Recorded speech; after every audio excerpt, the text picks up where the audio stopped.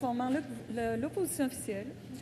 Et je vais maintenant reconnaître un membre formant le gouvernement et je vous cède la parole, Monsieur le Premier ministre. Oui, Madame la Présidente, je demande donc le consentement pour déposer la motion suivante, conjointement avec le chef de l'opposition officielle, le chef du deuxième groupe d'opposition, la chef du troisième groupe d'opposition et le député de Chaumedé.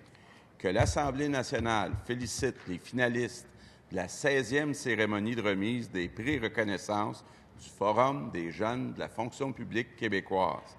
Que l'Assemblée nationale souligne les qualités professionnelles remarquables de ces jeunes travailleuses, travailleurs, leur leadership, leur détermination à accomplir un travail exceptionnel au sein de la fonction publique québécoise.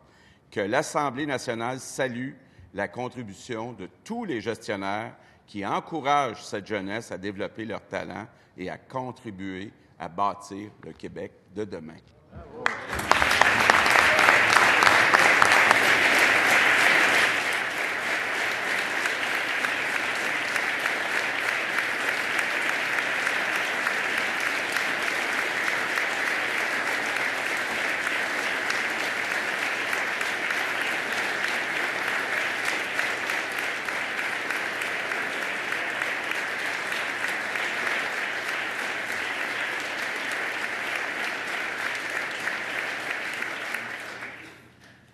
Alors, y a-t-il consentement pour débattre de cette motion? Oui, Madame la Présidente. Consentement pour un débat de 2 minutes chaque. Dans l'ordre suivant, le Premier ministre, le chef de l'opposition officielle, le chef du deuxième groupe d'opposition et la chef du troisième groupe d'opposition.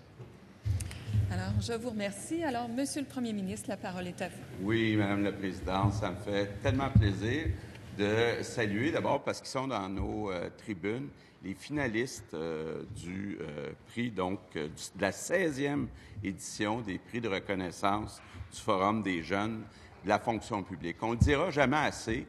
C'est important d'avoir des jeunes compétents dans notre fonction publique. C'est important, les décisions qui se prennent dans les différents ministères. C'est important pour l'avenir de notre société de s'assurer qu'on donne des services efficaces. C'est important qu'on mette en place ce qu'il faut pour avoir les meilleures formations. On le sait, au Québec, on commence à se distinguer en intelligence artificielle. Le gouvernement a un rôle à jouer pour mettre en place les meilleures conditions. Donc, on a besoin des meilleurs jeunes dans la fonction publique.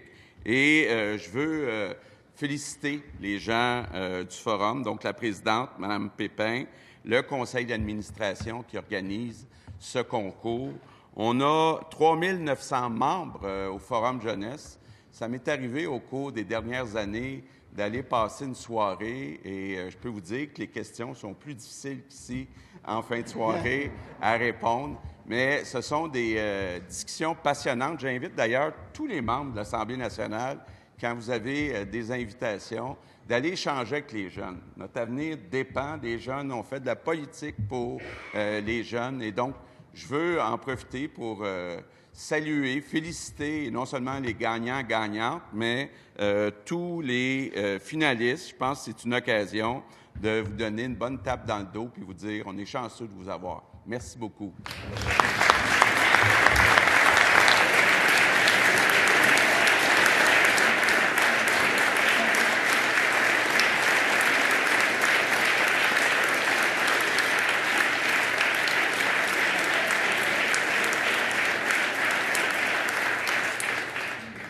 Je vous remercie, Monsieur le Premier ministre. Maintenant, je cède la parole à Monsieur le chef de l'opposition officielle.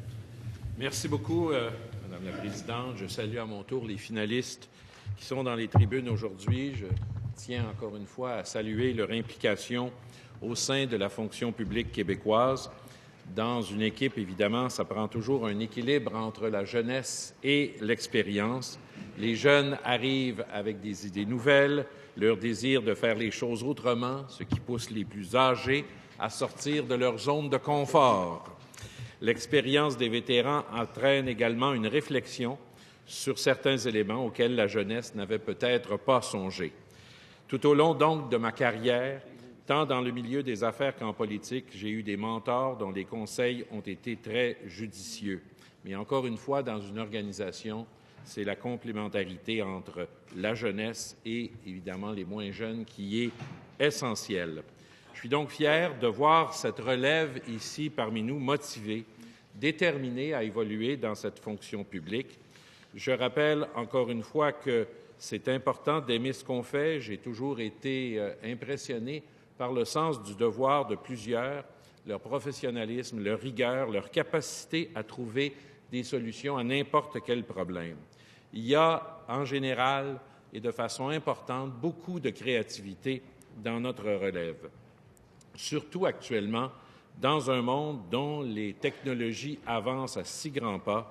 Je pense que votre présence est encore plus essentielle. C'est toujours important d'aimer ce que l'on fait. Nous passons beaucoup de temps au travail.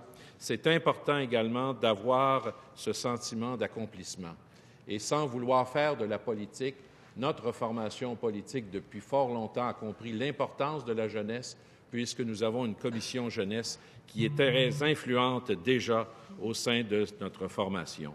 Alors, chers amis, merci. Bravo pour votre contribution au service public. Je termine en soulignant le travail du Forum des jeunes de la fonction publique québécoise, non seulement pour l'organisation de la 16e cérémonie des prix reconnaissance, mais également pour l'ensemble de leur travail. Merci infiniment.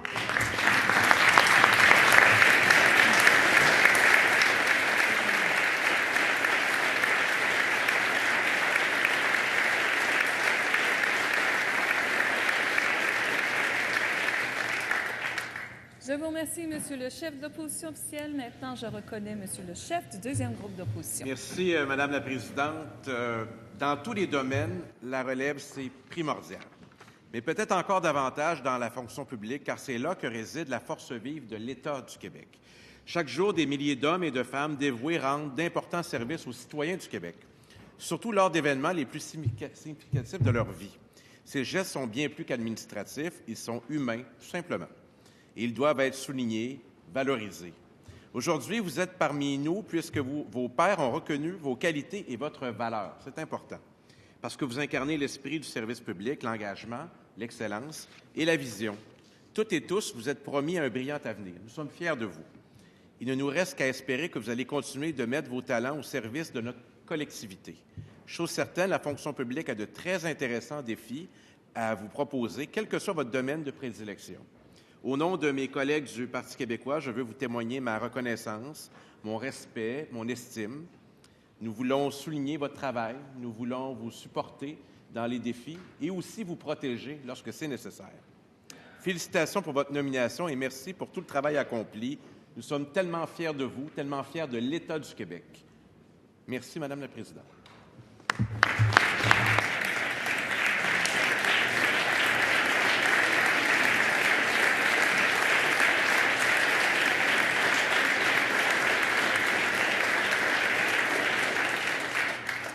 Je vous remercie, Monsieur le chef du deuxième groupe d'opposition. Maintenant, je cède la parole à Madame la chef du troisième groupe d'opposition. Merci, Madame la Présidente. Alors, bien sûr, félicitations aux finalistes, mais on le sait que dans ce vaste concours, il y a eu quand même cette année une centaine de candidatures.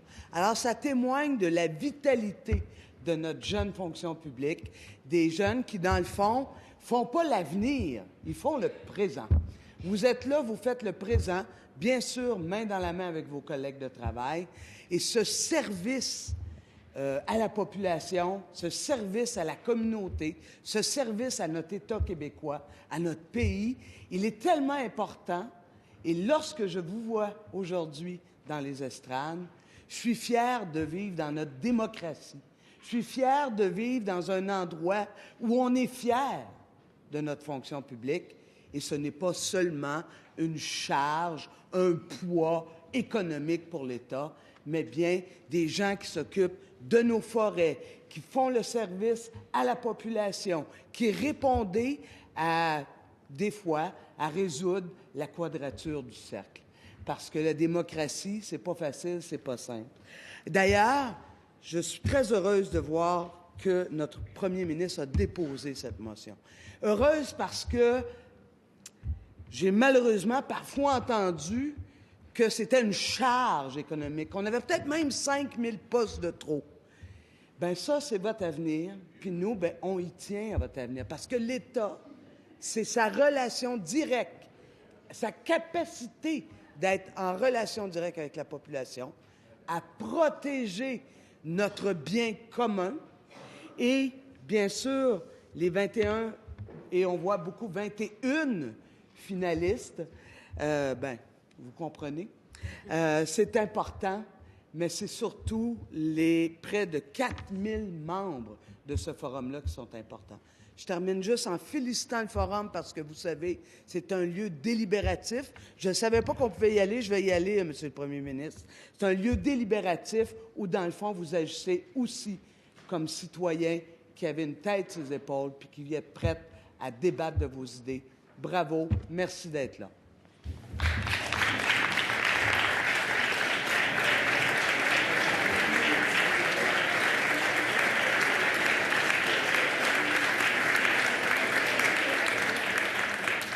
Alors, je vous remercie, Madame la chef du troisième groupe d'opposition. Alors, cette motion est-elle adoptée? Adoptée. Nous sommes toujours à la rubrique des motions sans préavis. Maintenant, je vais céder la parole à Monsieur le leader de l'opposition officielle. Merci, Madame la Présidente. Je sollicite le consentement de cette Assemblée afin de présenter la motion suivante, conjointement avec le député de René-Lévesque, le député de Rosemont et le député de Chaumédé, que l'Assemblée nationale mandate la Commission des institutions afin qu'elle puisse faire toute la lumière sur les circonstances entourant le congédiement du lanceur d'alerte, M. Louis Robert, agronome du ministère de l'Agriculture, des Pêcheries et de l'Alimentation.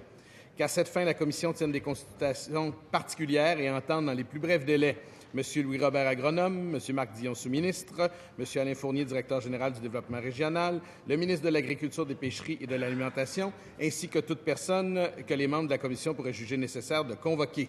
Que, conformément à l'article 160 du règlement, la Commission peut s'entendre à huis clos certains témoins si elle le juge à propos, que la durée maximale de l'exposé de chaque intervenant soit de 20 minutes et que les échanges avec les membres de la Commission soient d'une durée maximale de 70 minutes, que l'organisation du mandat peut être confiée au comité directeur, qu'enfin cette motion devienne un ordre de l'Assemblée nationale. Merci, Mme la Présidente. Je vous remercie, Monsieur le leader de l'opposition officielle. Y a-t-il consentement pour débattre de cette motion? Alors, il n'y a pas de consentement. Y a-t-il d'autres motions sans préavis? Oui, Monsieur le leader adjoint du gouvernement. Madame la Présidente, je demande un consentement pour déroger à l'article 84,1 de notre règlement afin de déposer une motion de consultation particulière donnant suite à une entente entre les leaders et le député indépendant. Remercie. Alors, une motion sans préavis ayant déjà été présentée par votre groupe parlementaire, je demande s'il y a consentement pour permettre le dépôt d'une deuxième motion sans préavis. Y a-t-il consentement? Monsieur le leader de l'opposition officielle. Oui, juste pour fin de compréhension, ça ressemble un peu à la semaine dernière. Je comprends que c'est pour le projet de loi 2. Oui, merci. Oui, consentement. Alors, y a-t-il consentement? Consentement. Très bien. Alors, Madame la J'ai Présidente, entendu oui ou non. Alors là, vous allez lire la motion. Merci. Je fais motion conformément à l'article 146 du règlement de l'Assemblée nationale afin que la Commission de la santé et des services sociaux, dans le cadre de l'étude du projet de loi numéro 2, loi resserrant l'encadrement du cannabis, procède à des consultations particulières et tienne des auditions publiques le 12, 13, 19 et 20 février 2019. Qu'à cette fin, la Commission entende les personnes et organismes suivants.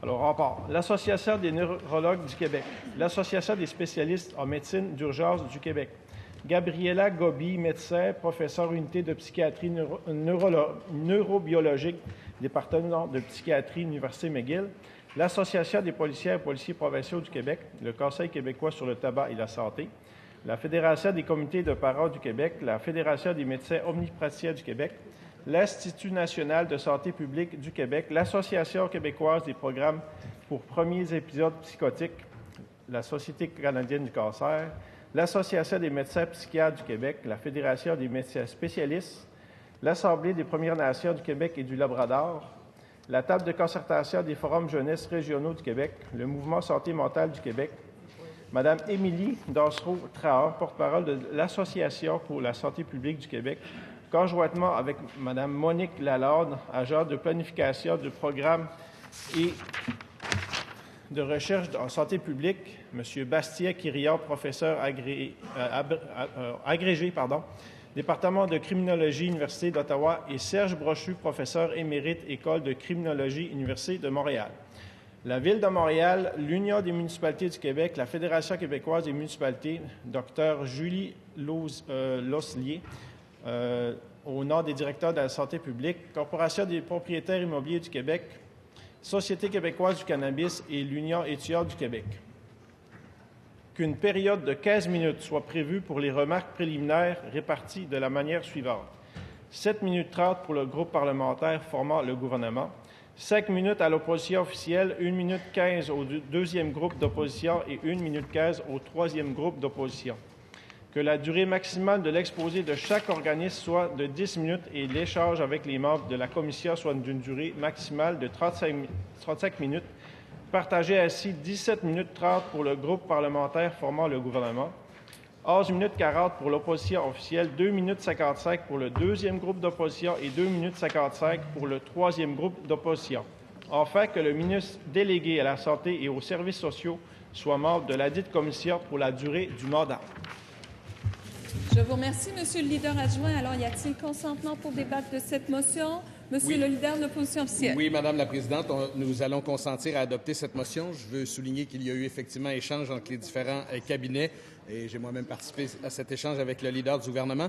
Peut-être rappeler, Madame la Présidente, parce que ce sera fait aux membres de la Commission, que s'il y avait des groupes qui se désistaient, nous souhaitions que les groupes qui n'ont pas été retenus soient entendus. C'est une demande que nous faisons, mais nous consentons. Alors, cette motion est-elle adoptée? Adoptée.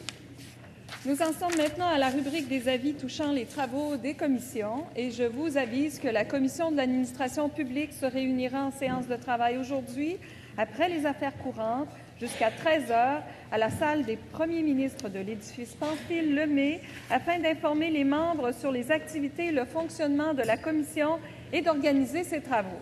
Je vous avise également que la Commission de l'agriculture, des pêcheries, de l'énergie et des ressources naturelles se réunira en séance de travail aujourd'hui, après les affaires courantes, pour une durée d'1 heure, à la salle RC 161, afin d'informer les membres sur les activités et le fonctionnement de la Commission et d'organiser ses travaux.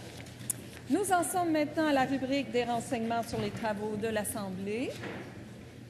Et s'il n'y a pas de demande de renseignement, je vous avise que l'interpellation prévue pour le vendredi 15 février 2019 portera sur le sujet suivant.